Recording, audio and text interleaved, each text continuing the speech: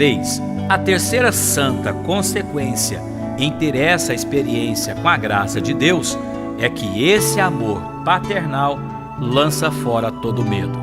Não é incrível pensar que Davi conheceu Mefibosete pelo nome? Isso aponta para a realidade de que o pai sabe seu nome e ele lhe chama pelo nome. Vemos no texto que Mefibosete sentiu medo de Davi, pensando, obviamente, que Davi iria matá-lo. Isso mostra que devemos ter outro tipo de olhar para o pai. Não precisamos ter medo dele. Ah, mas não tenho medo de Deus. Será que não? Será que quando precisamos de um socorro, naqueles momentos em que o barco está afundando, e ele vem de maneira que não o conhecemos como o libertador, não pensamos estar vendo um fantasma, tal qual aconteceu com os discípulos quando o barco deles estava afundando? 1 João, capítulo 4, versículos 18 e 19 diz que no amor não existe medo. Antes, o perfeito amor lança fora o medo. Sabemos que o medo produz tormento. Entendemos assim que aquele que fica tomado de medo não é aperfeiçoado no amor, ou seja, não cresce naquilo que Deus quer que ele cresça. Mas como podemos crescer em vitória? Sabendo que Ele nos amou primeiro, e porque Ele nos amou primeiro, nós então o amamos hoje. O medo e o pecado tiram o senso de valor. O medo nos faz pensar que devemos ser castigados por não conseguirmos cumprir a lei. Mefibosete devia olhar somente para o rei e não para ele mesmo. Devemos olhar para Jesus e não para nós. Ele sim é o que tem a autoria e o fim das coisas nas mãos. Vemos também que Mefibosete se via como cão morto. É intrigante ver que Davi não procurou aumentar a autoestima de Mefibosete com palavras, mas ele deu ordens para Ziba cuidar das restituições de Mefibosete. Por que Davi fez isso? Porque ele sabia que a maneira mais rápida de vencer o medo é tendo a experiência com a bondade e com o amor. Se ver como cão morto fala de não acreditar que ele lhe fez merecedor.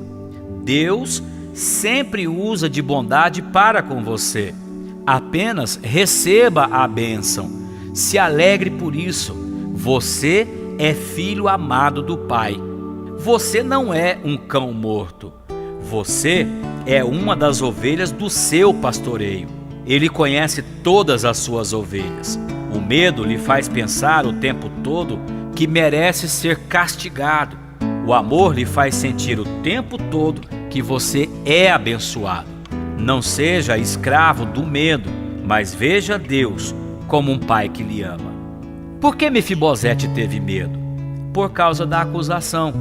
Isso é a ação do acusador. Todos nós recebemos a acusação do diabo em nossa mente de dia e de noite. Essa é a maior arma do diabo contra você. Se você concordar com o diabo, ele lhe fará ter medo. E o medo turva a nossa visão. E passamos a ver Deus com olhos errados, como alguém que sai à noite no quintal, tamanho o medo que uma toalha pendurada num varal transforma-se num fantasma, num monstro ou em qualquer ladrão violento. Sabe de uma coisa?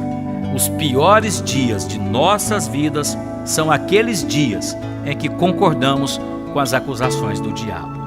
Quantas vezes rejeitamos a oportunidade de liderar uma célula por nos acharmos indignos? Achamos que não somos referenciais, achamos que pisamos na bola, achamos que andamos tortuosamente demais.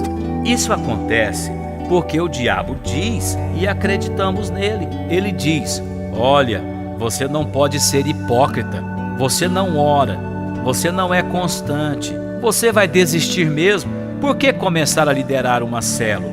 O medo é fruto da acusação e da condenação. Agora, por que um filho de Deus cede a essas estratégias do diabo?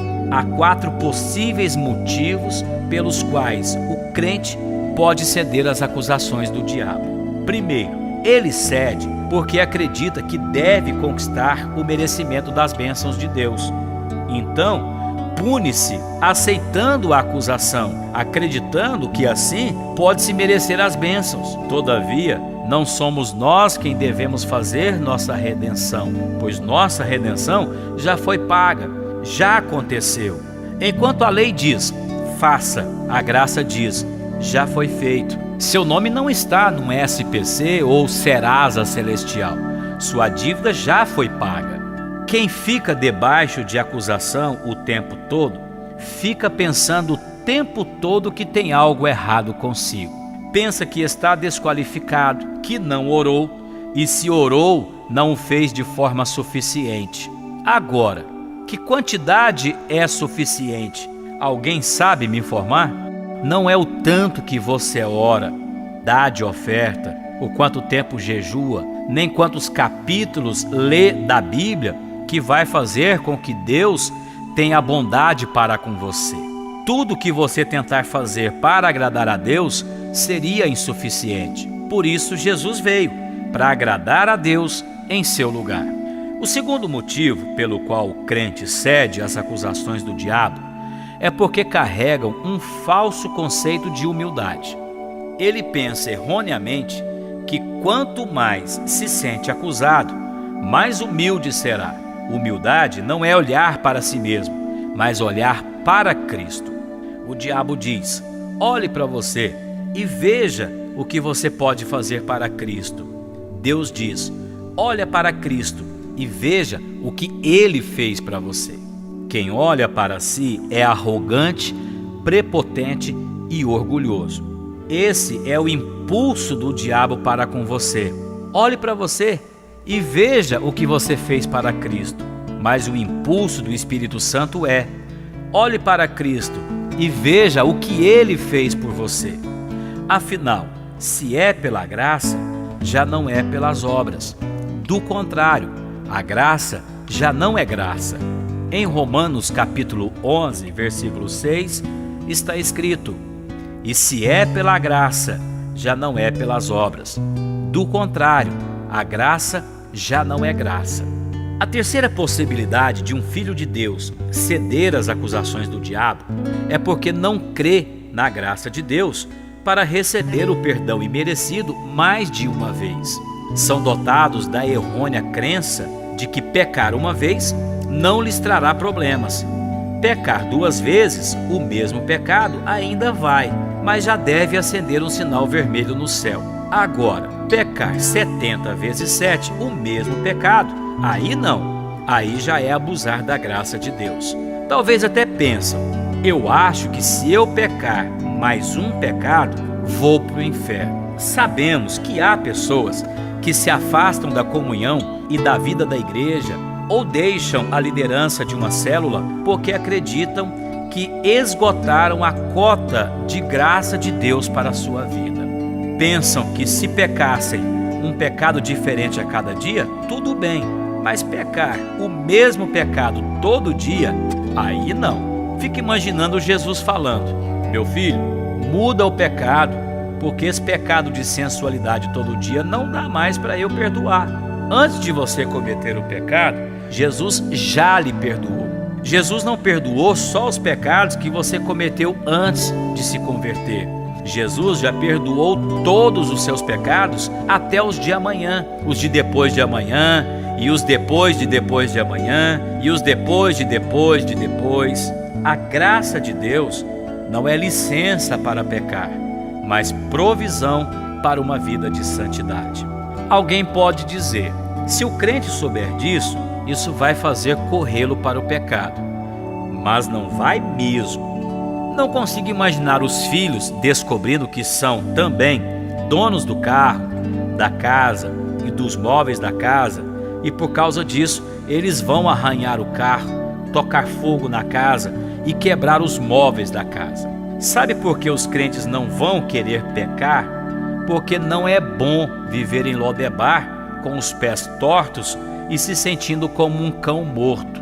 E mais, a palavra garante que não havemos de pecar porque não estamos debaixo da lei, e sim da graça, de modo nenhum. Romanos capítulo 6, versículo 15. Muito pelo contrário, o pecado não terá domínio sobre nós, porque não estamos mais debaixo da lei, mas estamos debaixo da graça. Romanos capítulo 6, versículo 14. Afinal, a graça de Deus jamais foi uma licença para pecar, mas sim a provisão de Deus para uma vida de santidade. O quarto motivo pelo qual o crente pode ceder às acusações do diabo é quando ele dá corda aos seus pensamentos naturais. Ele crê no que vê e não no que a palavra de Deus diz. Ele acredita nas circunstâncias e deixa de crer naquele que tem as circunstâncias nas mãos. Fico pensando, se assim fosse, Deus olharia para a terra no caos, em trevas, e diria para o arcanjo: Miguel, está tudo escuro, né? O que aconteceria? Ficaria mais escuro ainda. Todavia, a palavra diz que ele olhou para as trevas e disse: Fiat lux, ou seja, haja luz, e houve luz. Gosto sempre de repetir a verdade de Hebreus, capítulo 11, versículo 1. Fale o que você quer e não o que está vendo. Quem está na graça não vive no pecado, mas é liberto do pecado. Vejamos o que está escrito em Romanos, capítulo 6, versículo 14. Porque o pecado não terá domínio sobre vós, pois não estáis debaixo da lei, e sim da graça. Quem está na graça vive em paz com Deus, com os irmãos e consigo mesmo. Afinal, a paz é fruto da graça.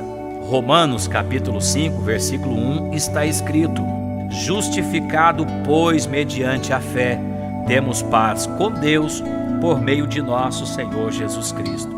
A justiça de Cristo nos faz andar por fé e confiados na graça.